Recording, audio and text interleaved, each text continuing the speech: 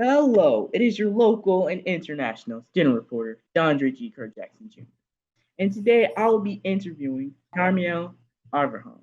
He's a student at Jackson State, and today he will be shedding some light on the water issues at Jackson, Mississippi. How are you doing today? I'm doing great, man. How about yourself? I'm doing good. And now, if Good. it's okay if I can ask you some questions. Okay. No, Number absolutely. All right, number one, based on my research, a lot of people are using rainwater to flush the toilets and to brush your teeth. What are you doing as water is concerned? Well, I stay off campus, so what I've been doing to make sure that I have everything I need is I'll buy water from the store. Go buy bottles of water. We didn't lose water; we still have water, so I haven't really had to hassle when it comes to taking a shower or cooking food. But drinking water, or just using water for something that I need it for, I have to go and buy cases of water. So it's been a huge hassle just trying to buy cases of water, trying to get to the store because all the water's gone because everybody needs it. And I've also had to let a few of my players, my teammates, come to my house and shower because the showers on campus are down. But thanks to Coach Prime, it's a blessing that he has a big heart and he's very generous of other people because he put all of us in hotels. So if you didn't have a room or if you stayed on campus and your water was bad, which was the case with everybody, then he got a hotel for us to stay in for the duration of the time that our that the water was bad. So we haven't had, because I'm on the football team, we haven't had to really do a whole lot of scrambling to try to figure out what we need to continue our daily routines without water. But I can say that the students on campus have probably went through a lot more, uh, have probably had a lot more of a hassle trying to shower and get to other places to stay, grab food because the cafeteria is closed down because of the bad water. So it's you never realize these things until, like, the saying they say, you never appreciate something until it's gone. You never realize how important water is until it's gone. So that's this situation has shown that it's something that's needed, especially for me to be an athlete and need it for my everyday routine to shower, come back smelly and stuff like that. So those have been a few problems that I've had so far. Thank God I don't stay on campus, so I don't have to deal with those issues. But it's still been a big issue overall, though. Right, right. This actually leads me to my second question. A lot of people are freaking out. You know, they need water, fresh water. And I was wondering, what are you doing to help them, and who's helping with that? Okay, that's a great question.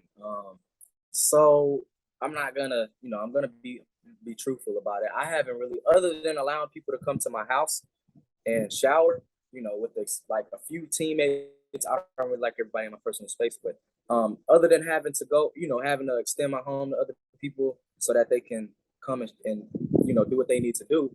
Um, I haven't really done anything else as far as like going and passing out water to the community or going and figuring out who needs places to stay and going back and telling coach, like trying to make the process easier on everybody.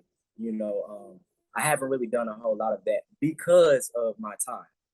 Because every day I'm busy from 5 a.m. to 1 p.m.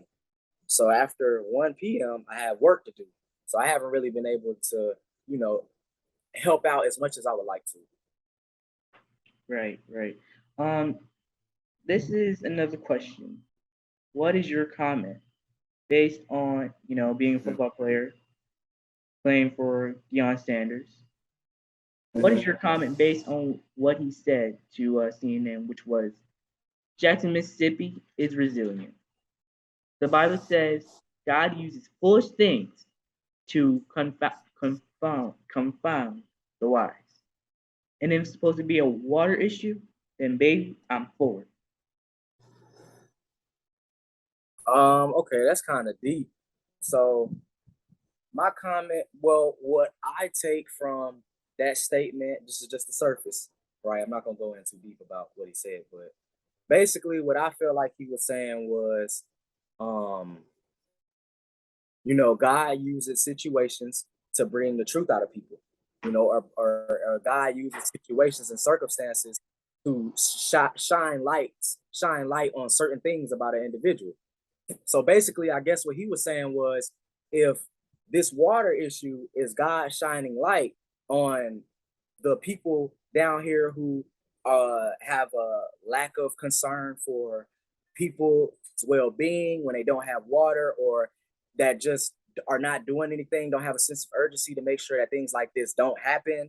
Um, the plan put in place for if things like this does happen, like currently they should have a plan saying, okay, if the water goes down, we're going to administer this, or we're going to have this set up so that everybody can still operate until we get the problem fixed. You know what I mean? So I guess what he was saying was, he may be in this situation because of the water, and because he's the only one that actually is as concerned as he is about it, and has spoken up and said something and brought it to the forefront. Maybe that makes him the fool. That's what he was saying. But he was saying it I'm taking it as he was saying it in a manner that he was being a little sarcastic.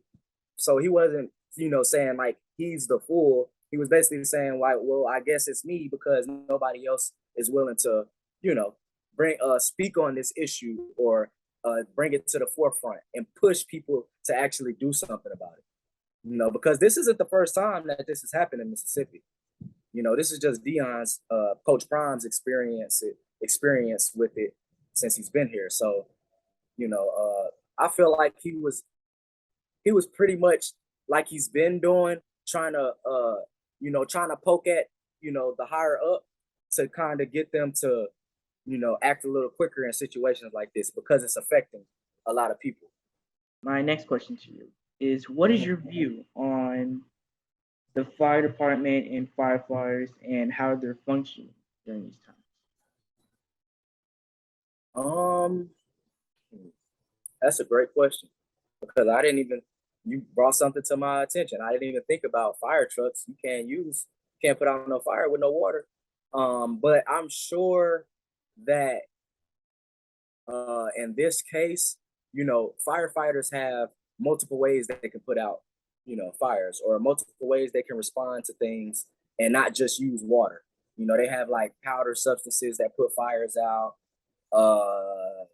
certain type of chemicals that put fires out. They have a lot of things they can use. So I'm sure they have an alternative, but I'm sure it's still an issue because then when the firefighters go back to where they have to live, all the firefighters stay in the fire station.